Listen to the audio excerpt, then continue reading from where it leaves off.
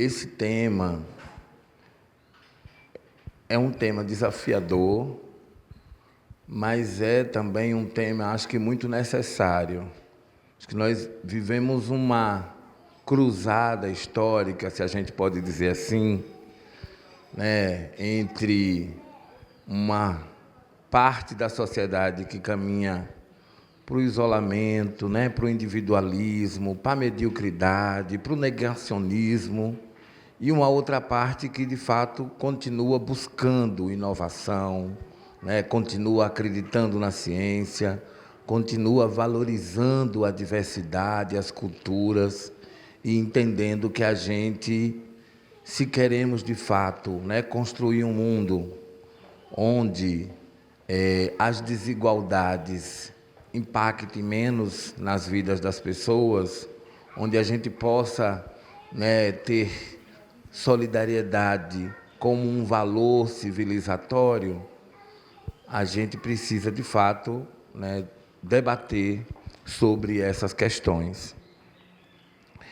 E aí, né, falar sobre cultura, tradição, fé, ciência e saúde é algo também que dialoga muito com a minha trajetória própria, né? Não só profissional, mas também pessoal.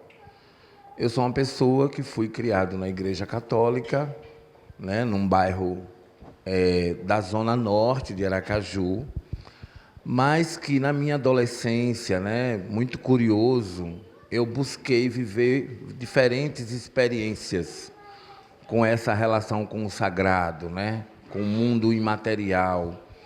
Então, eu passei por diferentes denominações religiosas. Hoje eu sou de uma religiosidade de matriz africana, que a gente pode se dizer matriz afro-indígena, né, olhando para essa realidade direta, né, no Brasil, né, do quanto essa relação dos povos africanos vindo para o Brasil e as suas culturas se encontraram com outras culturas dos povos originários e transformaram diferentes relações, experiências, cosmovisões, que muitas vezes elas estão presentes no nosso cotidiano e a gente tem dificuldade de enxergá-las, né? Mas profissionalmente também eu sempre fui chamado a falar sobre isso, a pensar sobre isso no trabalho, porque eu entrei na saúde pública pela Secretaria Municipal de Saúde de Aracaju, onde eu trabalhava principalmente com a articulação com a sociedade civil, com movimentos sociais organizados, que contribuíam com o enfrentamento da epidemia do HIV/AIDS no Brasil, e, a partir dali, com as mudanças que a epidemia do HIV foram tendo, né? Então, em 2006, ela se racializa, né? Em 2007, ela se interioriza. Depois vem a feminização da epidemia. Então, a gente era sempre chamado a pensar como é que a gente pensa essa política pública para alcançar todos os grupos e fazer com que a gente pudesse controlar a epidemia. Então, a gente foi chamado ali a pensar seminários específicos, agendas específicas, com grupos específicos, na maioria das vezes em situação de alta vulnerabilidade social e econômica. E a gente foi percebendo o quanto era necessário entender que as pessoas, para se autocuidarem, elas precisam ter autoestima, que para as pessoas terem um melhor desempenho frente, né, aos seus desafios, muitas vezes a fé, a relação com a sua cultura, com o seu território, com a sua ancestralidade, com os seus afetos, né, fortalece, significa muito. E a gente foi percebendo o quanto era importante pensar em cultura. Mas uma outra coisa também me chamou muita atenção, que quando foi publicada a primeira Política Nacional de Promoção da Saúde, em 2006, essa política que em 2006 já chamava atenção no Sistema Único de Saúde. Para promover saúde, precisamos olhar para o aumento dos acidentes no trânsito, o aumento das mortes violentas, né? A necessidade de combater o tabagismo, de pensar uma alimentação mais saudável, Ou seja, olhar para as condições de vida das pessoas que vêm sendo alteradas pelo modelo econômico, né? Pelo modelo de sociedade, pelo sistema econômico, mas também por todos os atravessamentos que essas culturas e esses territórios vêm sofrendo. Então, essa política me chamou muita atenção sobre isso, e recentemente ela foi, né, revisitada, foi reformulada, e ela continua trazendo questões que, na maioria das vezes, desafia a gestão da saúde. Porque pensa, como é que eu vou mensurar a subjetividade? Como é que eu vou avaliar ou monitorar se as pessoas estão mais felizes? Como é que eu vou acompanhar se, de fato, eu tenho ações presentes no território que valorizam as culturas, como está previsto nos atributos da Política Nacional de Atenção Básica? E quando eu vim para Brasília, eu vim trabalhar especificamente com a Política Nacional de Saúde Integral da População Negra e da população LGBTQIA+. E, nesse departamento, a gente se encontrava com a Política Nacional de Pessoas em Situação de Rua, com os ciganos, com as populações do campo, da floresta e das águas. E eu fui ampliando cada vez mais essa minha curiosidade em compreender que cada lugar, cada grupo, cada cultura, cada comunidade tem a sua própria forma de se relacionar com a saúde, com a ciência, com o mundo, né? Com os seus afetos, com a sua espiritualidade. E o quanto isso é importante para a gente, enquanto trabalhador, pesquisador, gestor da saúde pública, estar mais atento. Bom, aí eu coloquei aqui algumas coisas, porque é para compartilhar com vocês. Para o Ailton Krenak, fé não é uma crença abstrata ou algo restrito à prática religiosa formal. Ela tem uma dimensão muito maior. É uma vivência espiritual contínua, está presente no dia a dia, né? Veja, para os povos originários, a fé não é só o momento que vai no culto, no ritual, mas é algo que acompanha o indivíduo, desde a hora que ele acorda até a hora que ele dorme, né? Que permeia os seus sonhos, que permeia toda a forma que ele tem de se relacionar com o mundo. A fé está diretamente ligada ao sentido de pertencimento, à ancestralidade, a uma convivência respeitosa com os outros seres da natureza, do nosso ambiente. É também uma forma de resistência cultural e existencial frente a todas as tentativas de colonização e a destruição da natureza. Aí eu trago também uma citação de Mãe Estela de Oxóssi. Mãe Estela de Oxóssi era uma enfermeira, uma Ialorixá muito importante para o povo brasileiro, né? Ela liderava o terreiro Opofonjá, que é um dos mais antigos, né? Grande matriarca dessa cultura, né? Afro-brasileira no Brasil. E ela dizia o seguinte: ninguém é tão sábio que não tenha necessidade de ser um eterno aprendiz. A sapiência só pode ser encontrada nas próprias experiências. Trago essas duas citações de Ailton Krenak e de Mãe Estela de Oxóssi para a gente perceber que a ciência não é algo inventado ou criado exclusivamente pelo Ocidente, pelo homem branco, né, pela Europa, né? É algo que já era, assim, experimentado através da oralidade, né, de outras formas de manifestação, desde os povos originários e também dos povos africanos. E está presente como forma também de resistência nos terreiros, né, em outras expressões dessas culturas. Leonardo Boff, ele disse que cuidar também é escutar. e acolher outros saberes. Ou seja, não existe cuidado sem inter e transculturalidade.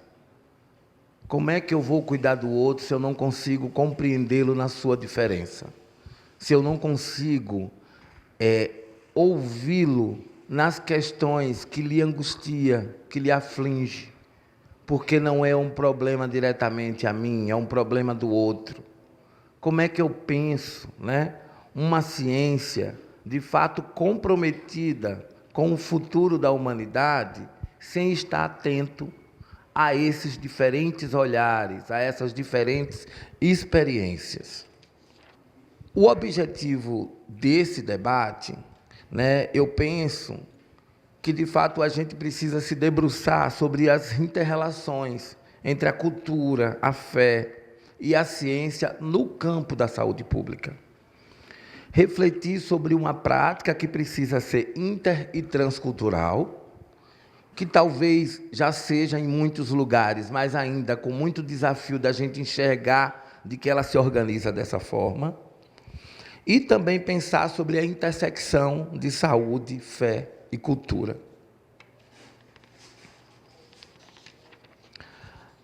Por que é importante a gente olhar para esse debate?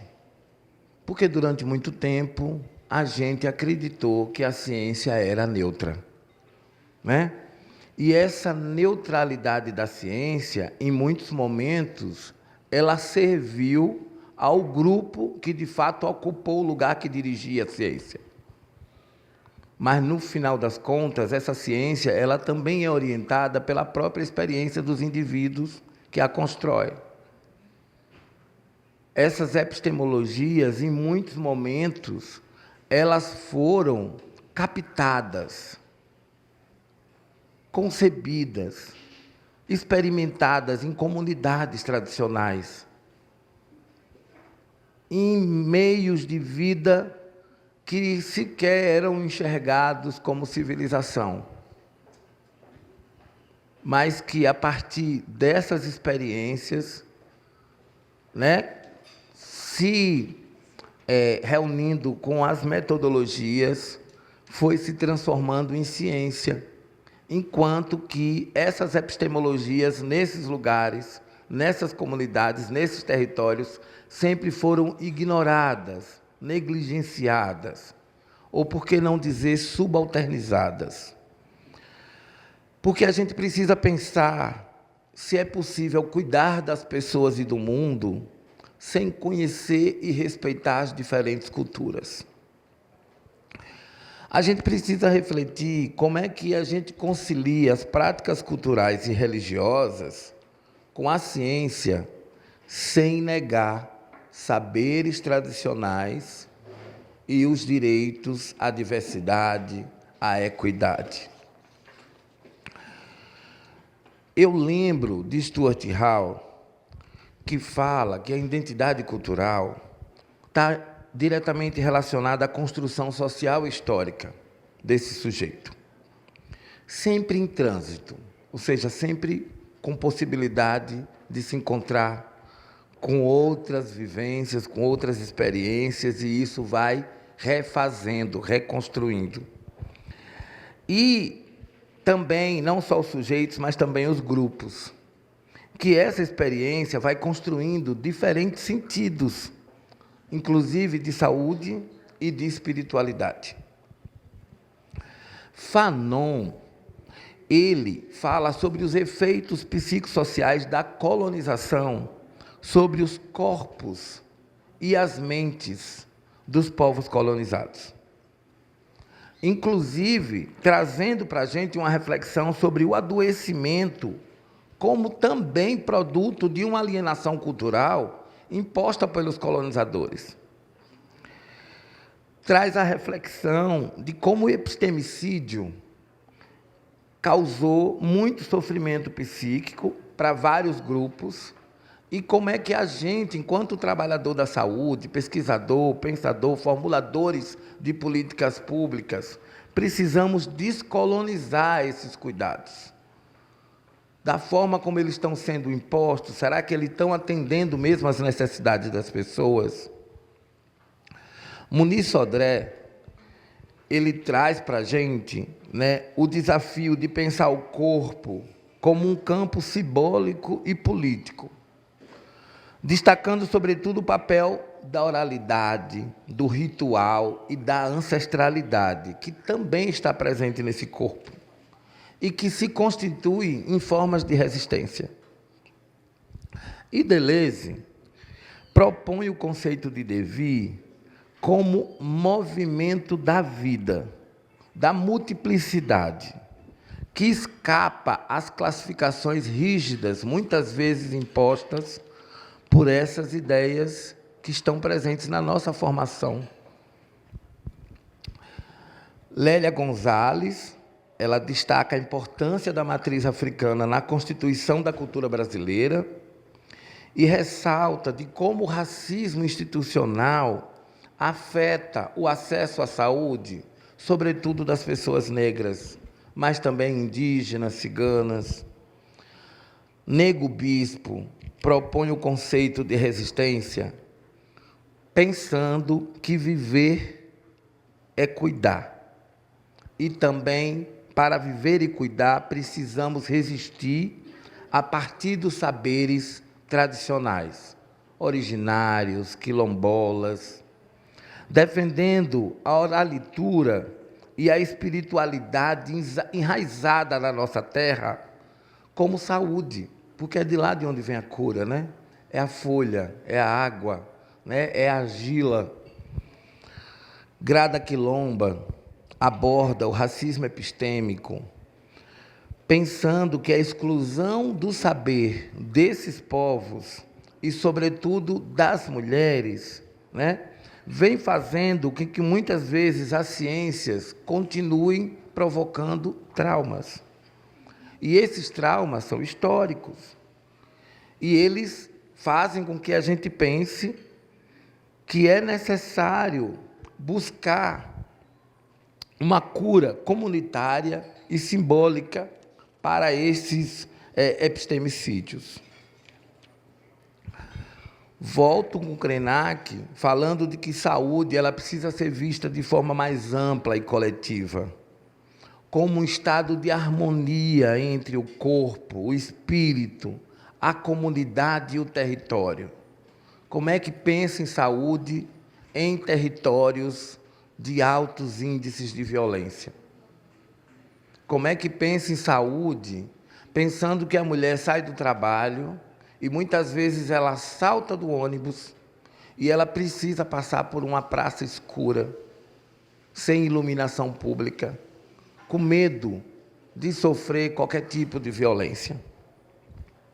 A saúde para os povos indígenas, ela inclui o cuidado, mas o cuidado como território, como esse corpo que é coletivo.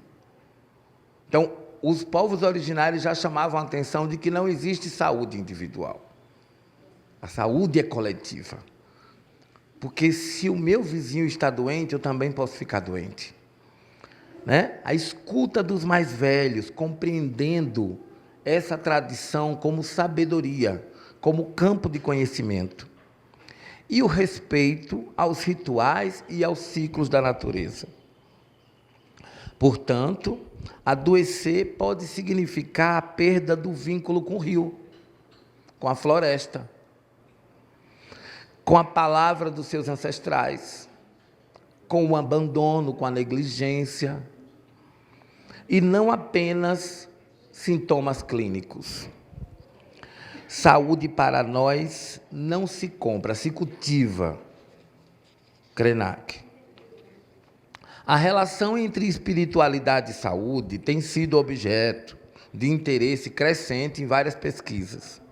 Diversos estudos já sugerem que a espiritualidade pode desempenhar um papel significativo no bem-estar geral das pessoas, afetando tanto a sua saúde mental quanto a sua saúde física, com impacto positivo no prognóstico dos pacientes. Evidências apontam para a relevância da espiritualidade na promoção do bem-estar e da qualidade de vida. Lembrando que saúde para a Organização Mundial da Saúde é um estado completo de bem-estar físico, mental e social.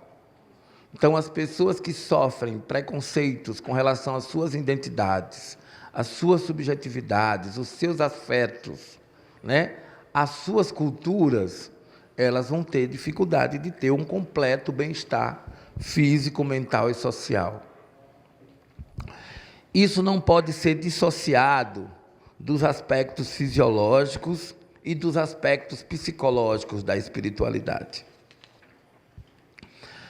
A espiritualidade, que deriva do latim spiritus, significa elevação, transcendência, sublimidade, e pode ser definida também como busca de significados, propósitos, conexão com algo maior, com o planeta, né, com o sagrado, né, com os deuses. É a dimensão peculiar de todo ser humano e impulsiona a gente na tentativa de dar sentido e resposta aos aspectos fundamentais da vida. É tanto que a gente tem a mitologia grega, né, que a gente tem a cosmovisão iorubana, que a gente tem várias formas espiritualizadas de explicar o mundo, as questões das relações.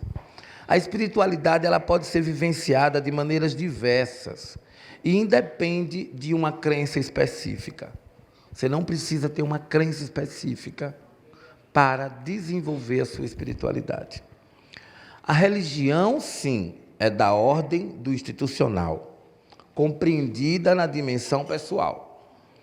A religiosidade é expressão ou prática do crente, de que pode estar relacionada com a instituição religiosa, possibilitando experiências místicas, transcendentes e sublimes. Motivo pelo qual alguns autores definem religiosidade como expressão da própria espiritualidade. A Organização Mundial da Saúde já reconhece a importância das medicinas tradicionais, muito presente nas nossas culturas originárias e nas nossas culturas africanas.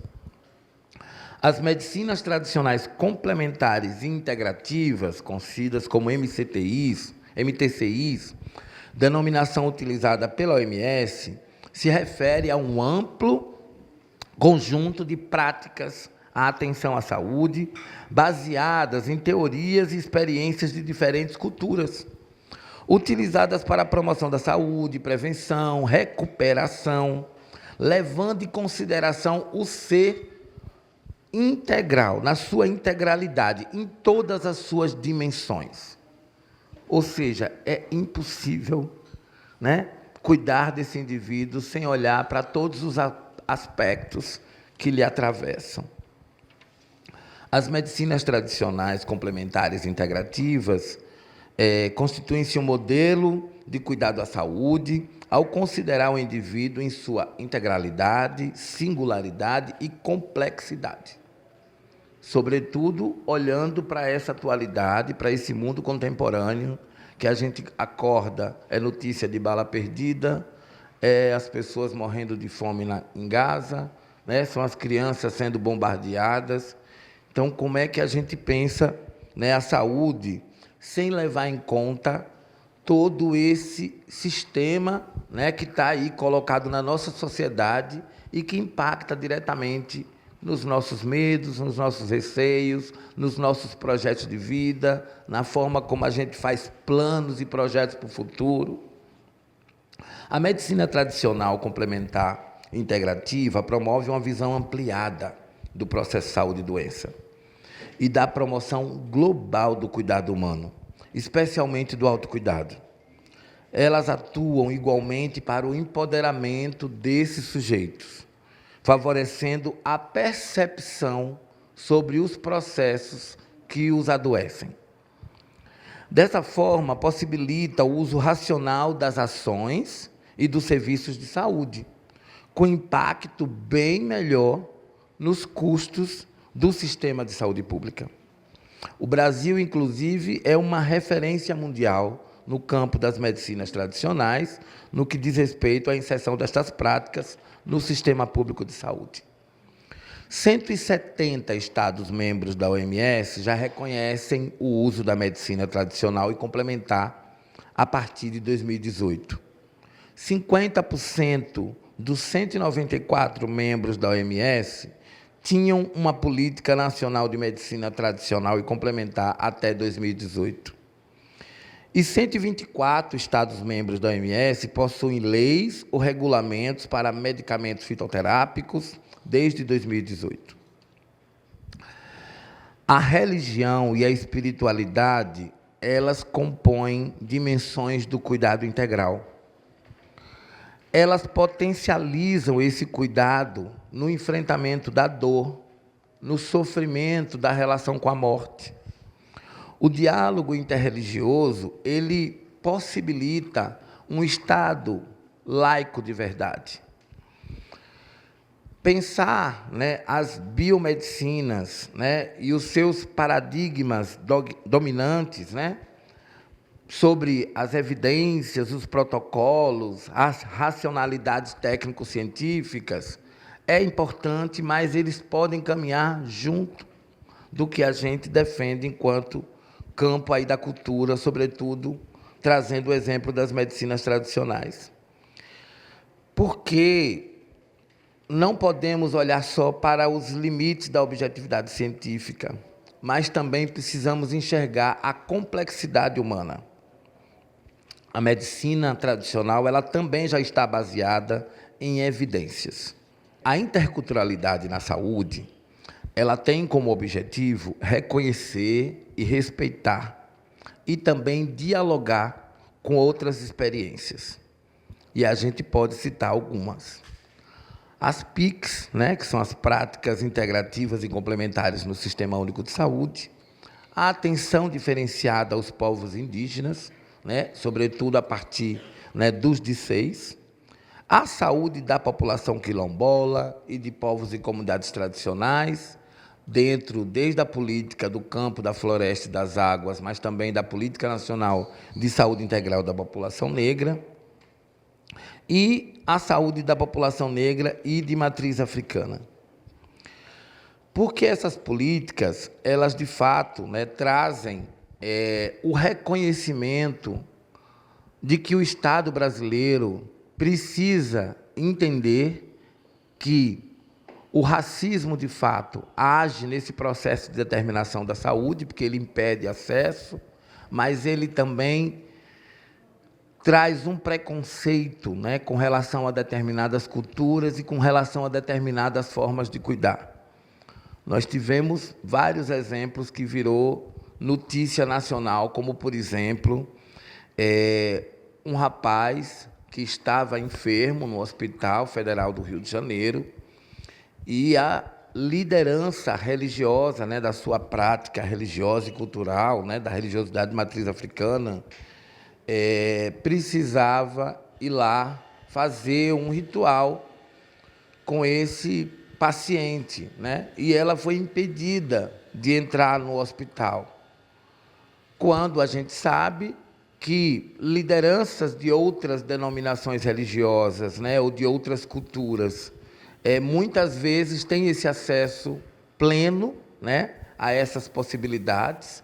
A gente sabe que muitas unidades hospitalares, mas também presídios, diferentes espaços de equipamento público, têm muito fortemente a presença de uma unidade do cristianismo, de uma institucionalidade relacionada ao cristianismo, mas que não possibilita, por exemplo, um diálogo interreligioso, um espaço ecumênico, onde outras denominações religiosas, onde outras culturas também possam estar presentes.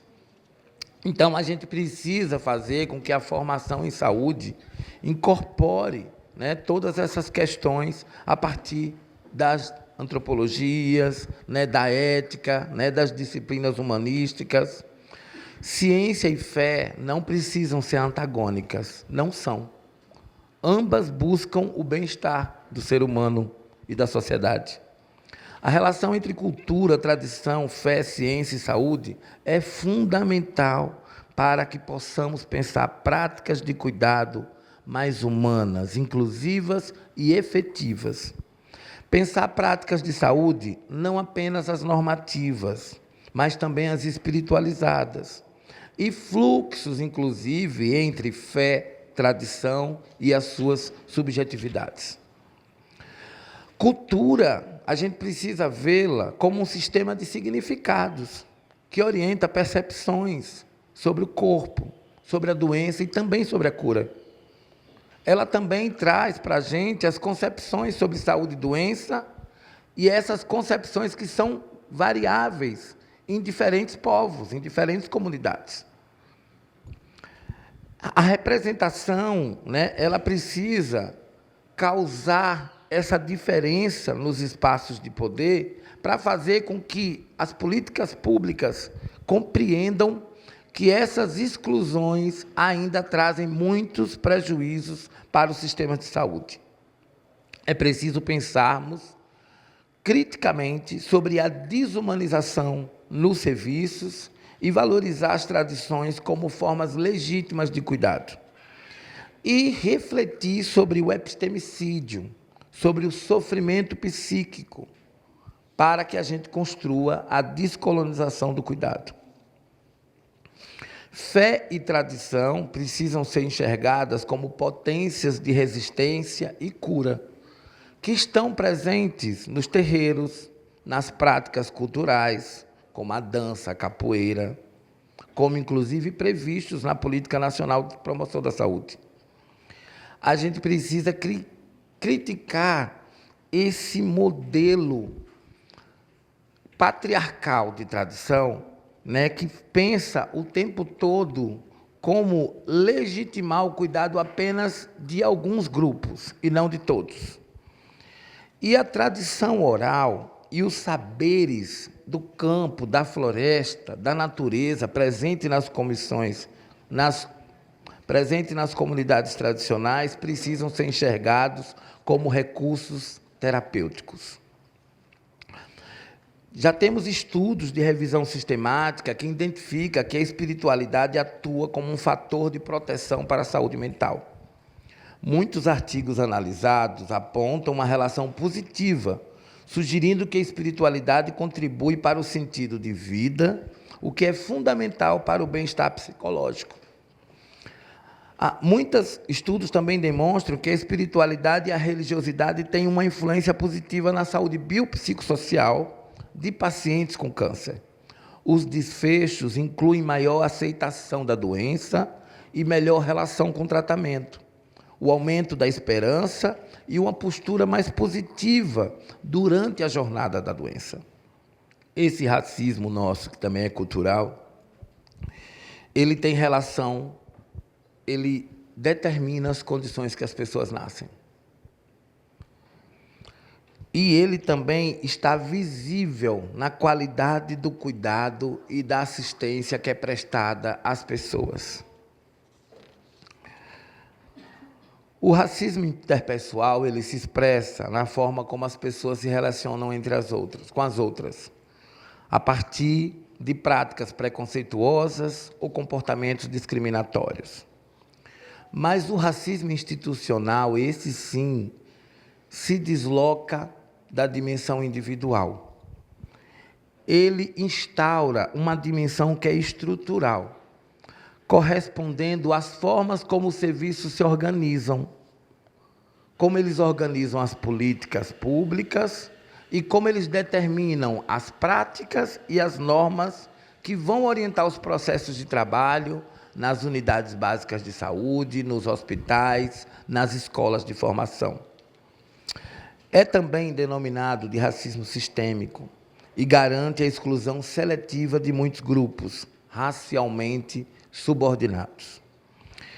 Então, a gente precisa pensar como é que essas instituições de políticas públicas não podem continuar reproduzindo essa hierarquia racial. E por isso que a gente precisa falar de interseccionalidade. Porque essa interseccionalidade, ela vai se materializando na produção de outros aspectos que ampliam, aumentam, aprofundam a desigualdade de acesso. Então, a pessoa que é negra e mora no campo ou na favela, né, e muitas vezes não tem saneamento básico e trabalha na informalidade, não pode sequer pedir, se ausentar um dia para ir para o serviço de saúde, porque ela não pode perder aquele dinheirinho que ela ganha, que é o que vai comprar a sua comida e, muitas vezes, né, pagar o transporte do seu filho para ir para a escola.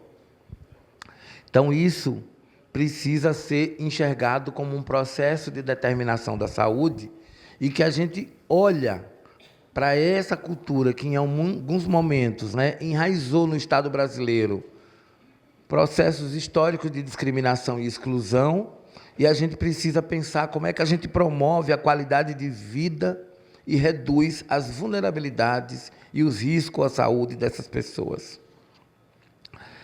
Porque a própria Política Nacional de Promoção da Saúde, ela propõe mudanças culturais, organizacionais e educativas. Porque ela pensa em fortalecer a transversalidade, ampliar a equidade e promover ambientes saudáveis para todas as pessoas. A política de saúde integral da população negra, né, ela reconhece, né, que o racismo impacta diretamente nos acessos e também no adoecimento, ou seja, o racismo e a homo, lesbo, bitransfobia ou a LGBTfobia são determinantes sociais da saúde. E aí a gente pensa como é que a gente garante o bem-estar das pessoas, olhando para esse quadro de desigualdade que é epistêmica, que é cultural, que é institucional, que é estrutural, que é econômica. E a Política Nacional de Atenção Básica, ela fala sobre a importância da gente estar atento às demandas do território. É o que a Bárbara Starfield vai chamar de competência cultural. Refere-se à capacidade de fornecer cuidados de saúde que sejam eficazes àquele grupo, àquela família, àquele território. Não é possível pensar o cuidado das pessoas, das comunidades e do planeta sem a gente compreender um pouco mais sobre as diferenças de cultura, né, as diferentes culturas, e, principalmente, pensar como é que a gente dialoga entre elas para fortalecer uma ciência que contribua, de fato, né, com a saúde pública do nosso país. Pronto. Parei. Fui no tempo certo, né?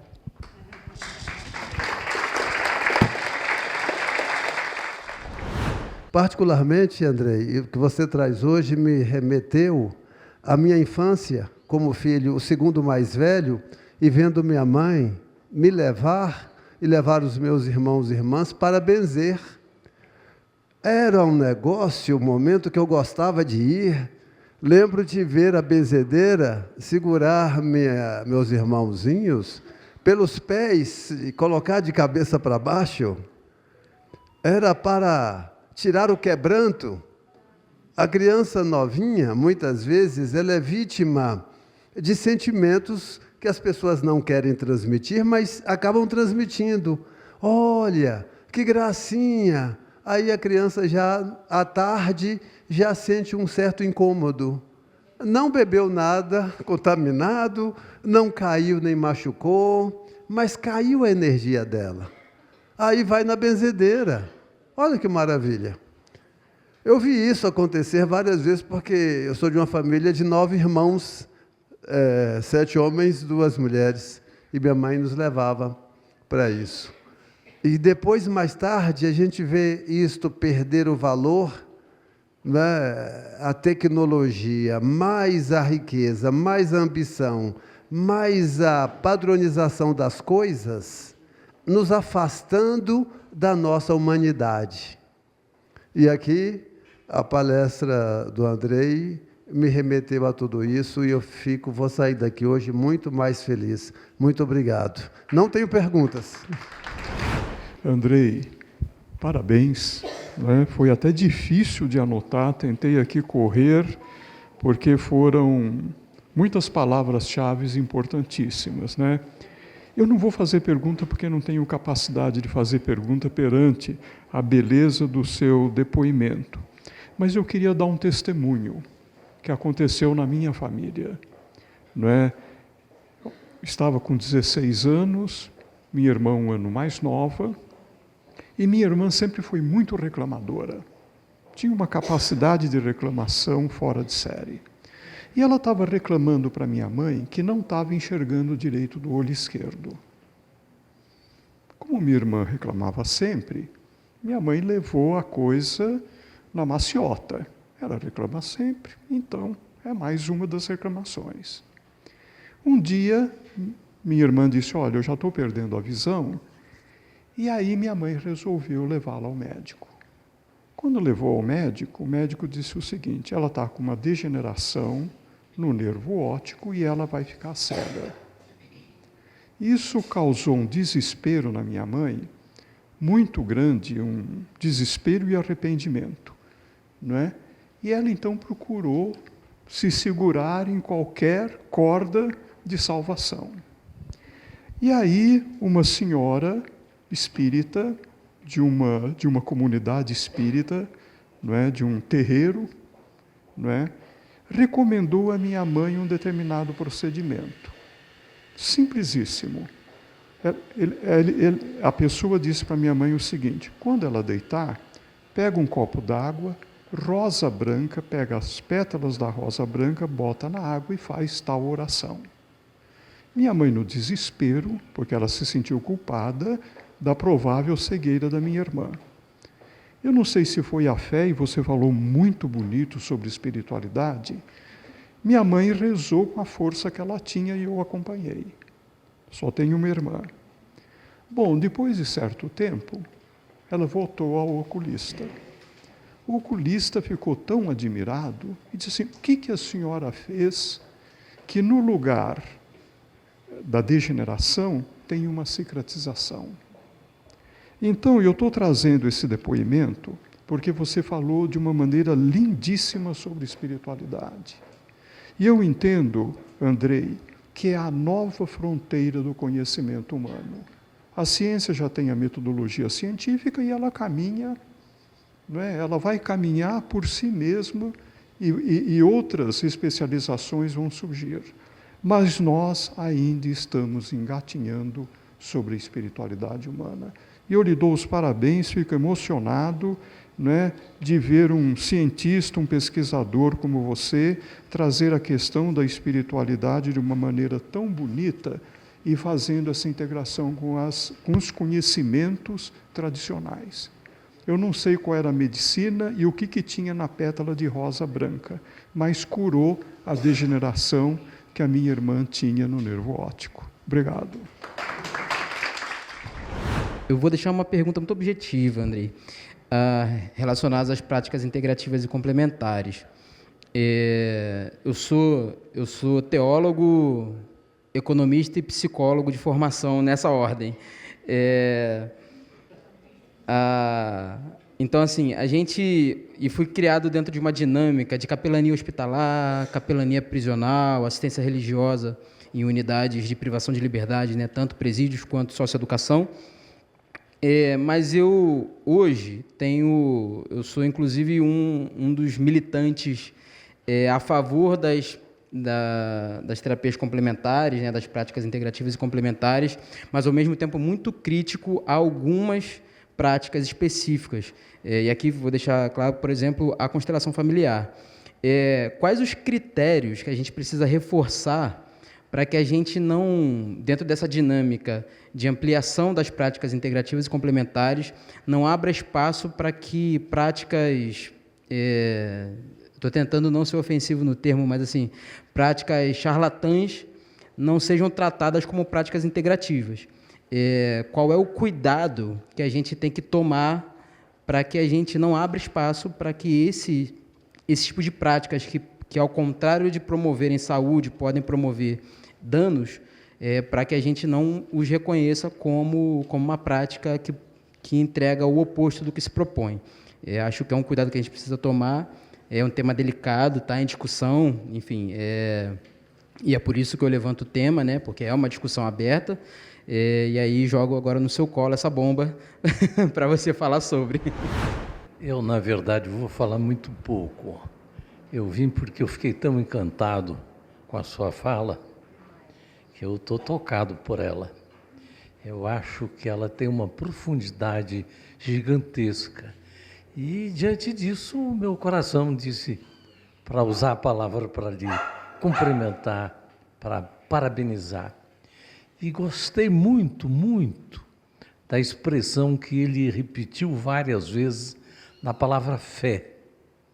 A palavra fé é uma palavra que às vezes é mal interpretada. Há pessoas que a fé, porque o livro tal diz isso, ou outro livro, é uma coisa mais de crendice para algumas pessoas. Mas ele trouxe o sentido da fé da espiritualidade. O sentido da fé da espiritualidade é de um poder extraordinário. Eu me sinto um homem de fé, porque acredito na vida, acredito nas pessoas, acredito na evolução. Então, eu me sinto uma pessoa de fé, acredito na espiritualidade, nessa que você destacou. A espiritualidade abrangente são todos nossos irmãos, todos, de todas as raças, de todas as religiões, de todas as ideologias. Para mim isso é fé, e essa fé para mim é espiritualidade. E eu vi que você até definiu fé como espiritualidade. Parabéns. Duas palavras muito importantes, que é a esperança ou esperançar e o amor, ou amorosidade, que são componentes da espiritualidade, né? E eu gostaria, já que, como você definiu, esse conjunto da sociedade que está tentando resistir a essa avalanche de poder sobre uma sociedade que está levando a uma desigualdade cada vez maior, como nós, do outro lado, podemos trabalhar no esperançar e no amor, colocar isso nas nossas práticas para ampliar, enfim, essa correlação de forças para um dia conseguirmos, então, um mundo de paz. Tá bom? Eu sou Amanda Simpatia, sou uma mulher indígena, potiguara, e estou aqui na Marcha das Mulheres Indígenas, né? E a convite de Salete, eu vim prestigiar esse momento, né? Desculpa as minhas vestes de shortinho, né? Mas foi muito importante estar aqui. E uma fala aqui do professor Andrei, né? Me fez recordar uma situação já hoje, bem cedo, assim que eu cheguei na marcha. Cheguei com a crise alérgica, assim, com a mudança de clima, né? Porque eu vim lá do Rio Grande do Norte. Aí já peguei chuva. Quando cheguei aqui, um frio, do nada um sol. Eu disse, pronto, eu vou... nariz sangrando, eu disse, vou passar mal. E aí uma parente, ela viu, olhou para mim e disse, você está mal, hein? Eu disse, eu estou com o nariz irritado, não aguento mais. Aí ela disse assim, por que você não toma um cafezinho com limão? Aí eu disse, oi? Café com limão? Eles disse, toma isso não, a gente toma com uma cachaçinha que é bom para a gripe, né? Aí ela, pois toma que você vai melhorar. Eu disse, eu não sei se eu boto fé nisso não, né? Nunca vi essa coisa de café com limão dar certo, né? Mas aí eu disse, obrigada, e saí, né? E cheguei lá na minha delegação e disse, gente, achei a cura para a rinite. Aí o pessoal disse, o que foi? Eu disse, a moça ali disse que café com limão. Aí uma outra parente lá do Rio Grande do Norte disse assim, a minha mãe, toda a vida, quando eu estou com alergia, manda eu tomar isso. Aí eu disse, e tu tomou café com limão? Ela disse, até hoje eu não tive coragem. Aí eu disse, se fosse com a caipirinha, tu tomava, né? Então, assim, eu tomei, e olha só aqui, estou bem, né? Estou bem. Então, assim, o que me fez refletir? Nós estamos perdendo o contato com a natureza, né? Com a ancestralidade, com o que habita todo esse cosmo aqui, né? Estamos sendo muito materialistas.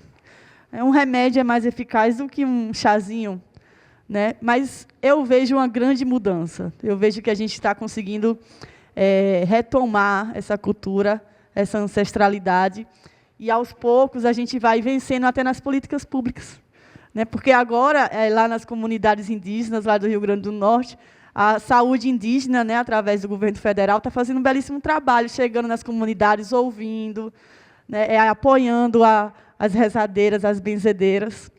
Então, isso é fantástico. Eu acho que a esperança, o esperançar, né, como dizia nosso mestre Paulo Freire, é nossa missão, nossa força, nosso sonho, né, nossa utopia. Esperançar e acreditar. Porque quando a gente joga uma mentalidade ruim, a gente vai colher isso, né? Infelizmente, é uma vibração e até redonda, né? Então, é sempre bom relembrar, eu agradeço, e eu gostaria de compartilhar um cordel que traz justamente essa memória do ancestral, do chazinho de limão, do chazinho de gengibre que curava a gripe, né? Da rezadeira lá que botava o menino de cabeça para baixo, que atualmente a gente pensa que morreu. Mas se a gente for pesquisar ou parar para tomar o chazinho, a gente vai ver que a gente ficou bom, curado, né? Vocês me permitem? É só 5 minutinhos, tá? Olha, se chama O Ser Encantado da Árvore. Eu vou contar-lhes em cordel sobre um ser encantado, presente nas nossas vidas, mesmo após ter acabado o poder matriarcal pelo patriarcado. Aqui falo em poder de maneira cultural, e também muito simbólica de nosso ser ancestral, pois repare que a mãe cuida do essencial. Todos os seres têm sua mãe para fazer gestação do corpo e da matéria nesta nossa dimensão. Por isso é matriarca quem zela junto à razão. Dizem que toda mulher é sensível, é boazinha, que não sabe liderar nem mesmo a sua cozinha. Mas isso fora implantado desde o tempo de vozinha. O sistema opressor do poder patriarcal difundiu com má ideia a mulher no social, retirando seus direitos, tratando bem desigual. Mas isso, antigamente, passando por geração, dificultando o acesso de saúde e educação para as mulheres pobres de bastante região. Essa breve explicação antes do Ser Encantado, que quero aqui falar e deixar bem explicado, foi para orientar do porquê não ser mais falado. Quem me disse existia esse ser de proteção, adivinhe, foi minha mãe Ana Maria, após uma assombração, ter causado um pesadelo no meu sonho sem razão. Ela mandou me contar com detalhe todo o sonho para uma grande árvore, caso ficasse tristonho e tivesse um pesadelo que fosse ruim e medonho. Mas que caso engraçado. Eu fiquei a imaginar e até falei para ela, mãe, tu estás a endoidar. Como posso eu contar meus sonhos para a árvore que nem pode escutar? A árvore não tem ouvido, nem boca para falar. Já olho, eu sei que tem, pois cresce ao germinar. Por isso disse, maninha, tu estás a endoidar. Ela disse que há tempos dessa história sabia. E a sua avó foi quem disse, porque também o fazia, contava tudo para a árvore quando sentia agonia. Fiquei até encucada com essa tal descoberta, de contar para a árvore o que no peito aperta e saber que ela descobre qualquer maldade coberta. Foram passando os dias e tive outro pesadelo.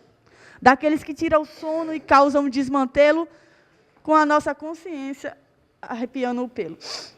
Disse, mãe, essa noite eu tive um sonho ruim. Ela disse, ó, minha filha, nem conte ele para mim. Corra para aquela árvore com tintim, pontitim. Aí, após isso, eu saí, fui na praça conversar com uma árvore antiga para o sonho contar. E, parecendo uma doida, comecei a lhe falar. Eu disse, árvore, amiga, nessa noite eu sonhei um sonho tão ardiloso que nunca imaginei, eu caindo de uma serra e eu mesma me joguei. Me diga alguma coisa, pois não quero me matar. Retira essa energia, pois a terra é teu lar. E eu sou a criatura que está para ajudar. Depois disso, me calei.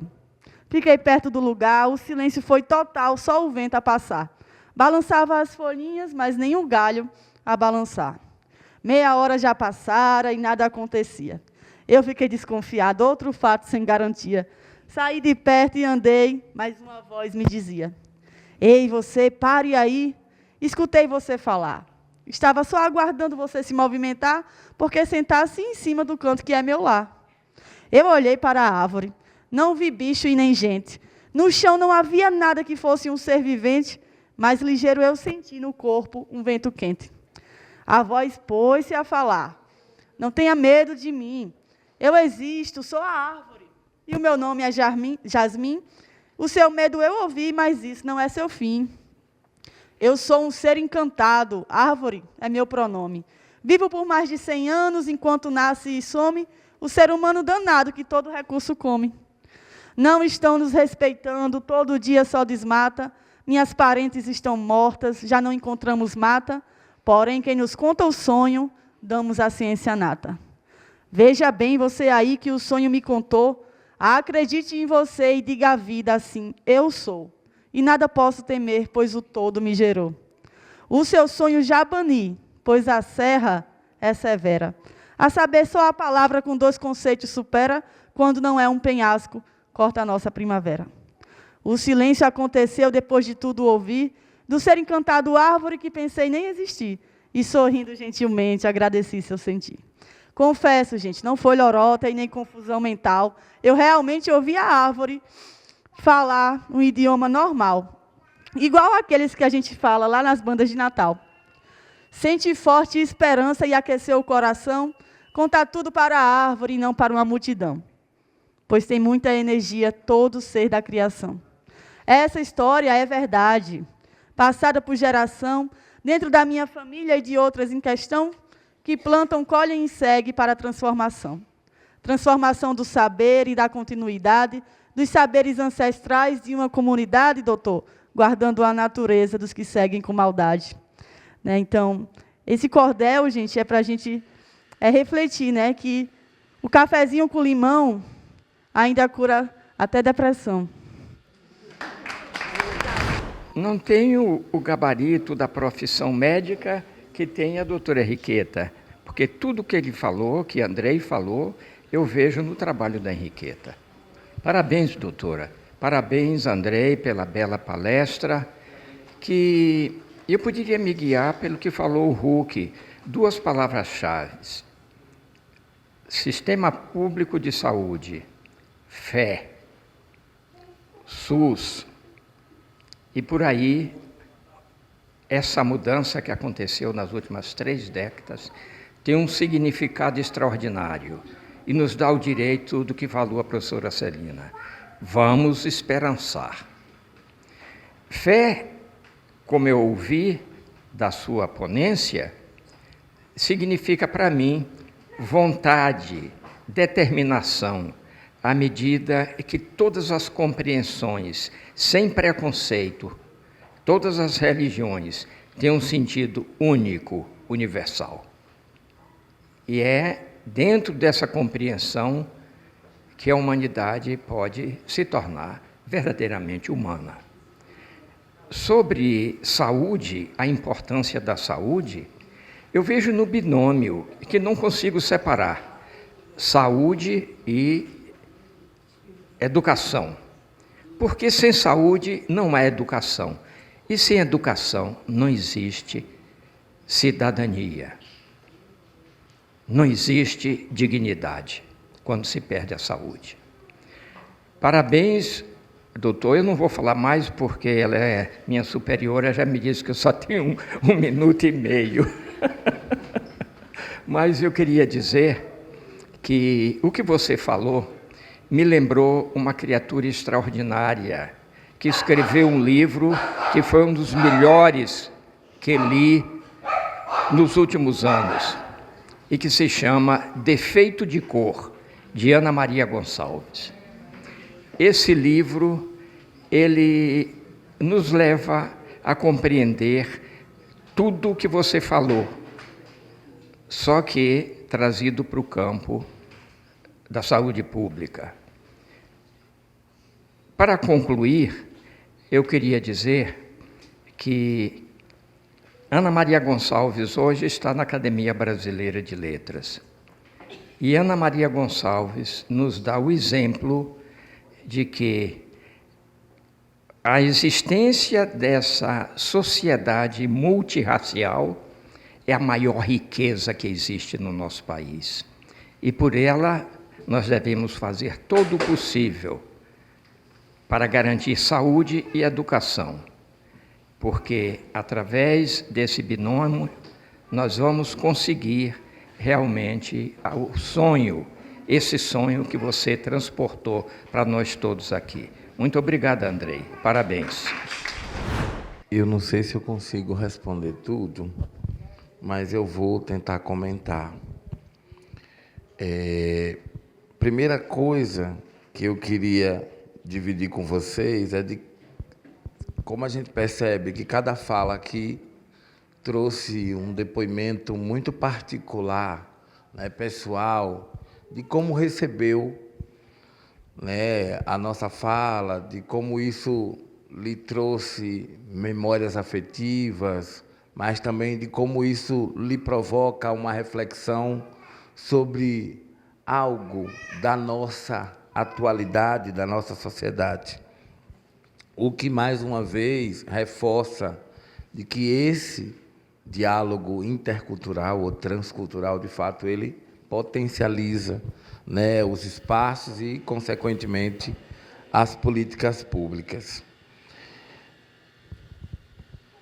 Percebem que, tanto na fala do Dalvo, é Dalvo o nome? Vasco. Tanto na fala do Vasco quanto na fala da Amanda, traz uma conexão afetiva com uma história. Essa história que vem de uma família, que vem de um lugar, que vem de uma condição de existência, né? De uma comunidade, e o quanto isso traz significados, traz símbolos de cuidado, de escuta, de aprendizagem, e o quanto esse cuidado ele está sempre acompanhado da afetividade. Mas, infelizmente, né, a institucionalidade acredita de que, para ser neutra, ela precisa ser anti-afeto, né? Ela não pode ser contagiada por esses sentimentos, por essas pessoalidades, essas subjetividades. Aí não considera essas subjetividades. Acho que essa é a grande questão que eu tentei colocar aqui.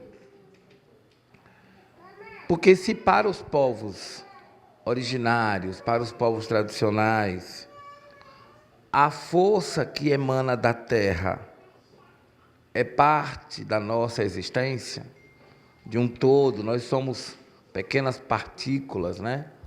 E isso está presente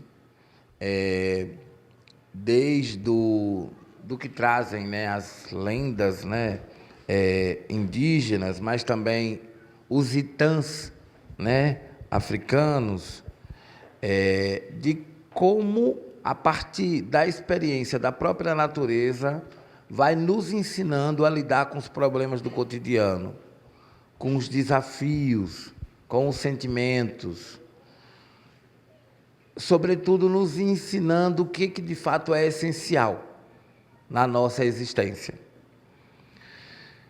Então, essas cosmovisões, elas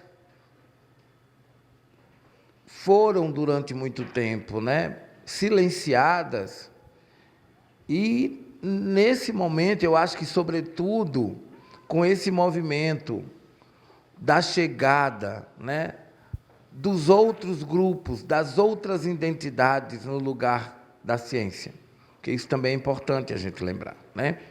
Durante muito tempo, nós tínhamos um grupo homogêneo nesse lugar da ciência. E hoje nós temos cada vez mais mulheres, cada vez mais pessoas negras, pessoas vindo de classes subalternizadas, né? ocupando esses espaços, trazendo suas percepções, suas próprias histórias, contando as suas próprias histórias e mostrando o quanto isso é relevante e representativo para muitos segmentos. Eu, particularmente, conheço muito pouco sobre constelação familiar. E quando eu trouxe aqui o debate das medicinas tradicionais complementares e integrativas, muito mais na perspectiva de dizer o quanto esses saberes originários e africanos, em muitos lugares ou de outras origens, já vêm sendo incorporados como tecnologias que ampliam e protegem cada vez mais o cuidado das pessoas, né? Mas não teria aqui nenhuma condição de fazer esse juízo de valor, porque, de fato, não estudo isso, né? Não estudo isso. E também nem sei em qual categoria colocar a constelação familiar, porque tem muita gente colocando como prática integrativa, mas tem gente colocando como crendice, tem gente colocando como espiritualidade. Tem diferentes opiniões, né, sobre a constelação familiar, inclusive sobre a própria origem ou sobre o próprio método. Então, eu não teria aqui a menor condição de discorrer sobre isso. Mas eu queria lembrar que a Política Nacional de Educação Popular em Saúde, ela traz o esperançar e a amorosidade como tecnologias de aprendizagem, de cuidado e de emancipação. Entenda que a Política Nacional de Educação Popular, ela sistematizou saberes presentes em diferentes culturas populares para dizer, olha, isso aqui é importante. E importante para transmitir o conhecimento, a informação, mas para fortalecer essa relação com as pessoas e o significado sobre o que é o cuidado, sobre o que é a prevenção e promoção, sobre o que seria uma assistência, sobre como garantir um processo de recuperação terapêutica que, de fato, respeita a autonomia do sujeito, essa autonomia que não é só da individualidade, mas é também da cultura. É também da forma como essas pessoas enxergam e se relacionam com a dor, com o café com limão, né? Eu, por exemplo, aprendi, o meu avô, eu tenho uma relação muito forte com o meu avô, que não existe mais, mas ele era um homem neto de mulheres que foram escravizadas, né? Então, as minhas tataravós foram escravizadas. E ele era pedreiro, mas ele trazia muitas coisas assim para mim no dia a dia que eu até hoje me acompanham. Então, ele não gostava de remédio, ele não gostava de refrigerante, um monte de coisa assim. E ele sempre dizia assim para mim, sentiu uma dor de cabeça, tome uma água e vá dormir, que a dor de cabeça passa. Até hoje eu faço isso, vocês acreditam? Eu não tomo analgésico. Eu tomo um copo de água e deito. Aí, se a dor de cabeça não desaparecer, aí eu vou procurar, né, o serviço de saúde. Então, esses ensinamentos que são afetivos, mas que, de fato, continuam se materializando em cuidado, em prevenção, em promoção da saúde, porque tem representação para a gente, né? Porque está nessa dimensão da espiritualidade, da ancestralidade, que simboliza a proteção, né, da mãe, né, da figura, desse matriarcado que não é só sobre geração da vida, né, mas é também de como essa geração da vida depois se materializa em um acompanhamento de cuidado, de orientação para o mundo, né? Para nossas experiências e para nossas existências. Então, eu queria, para finalizar, agradecer todas as palavras ditas aqui, nessa tribuna hoje, todo o acolhimento, toda a escuta generosa de vocês e também os compartilhamentos que vocês trouxeram aqui, para só reforçar, né, de que, de fato, a gente precisa estar mais atento a essas questões, se a gente, de fato, quiser construir um mundo melhor. Talvez não para a gente, mas, quem sabe, para os nossos filhos, para os nossos netos, né, para as próximas gerações. Acho que essa é a maior contribuição que a gente pode dar, é o maior legado que a gente pode deixar. Muito obrigado pelo convite, pela oportunidade, tá? Agradecer a vocês e espero que a gente possa continuar aqui em outros momentos, né, em outras agendas, dando continuidade a esse tipo de debate que só nos faz crescer e fortalecer para a vida, para a nossa existência. Eu quero agradecer mais uma vez essa oportunidade de nós estarmos aqui como Fiocruz, dividindo, compartilhando saberes, mas aprendendo bastante também. E hoje com Andrei, que é esse acontecimento, essa pessoa linda que nos inspira sempre a pensar na espiritualidade, mas principalmente em como é que a gente pode fazer. O que Andrei traz, na verdade, é um pensamento sistêmico, né, de como é que a gente pode fazer esses diálogos entre ciência, fé, espiritualidade acontecer por dentro daquilo que a gente vem construindo no âmbito da saúde pública.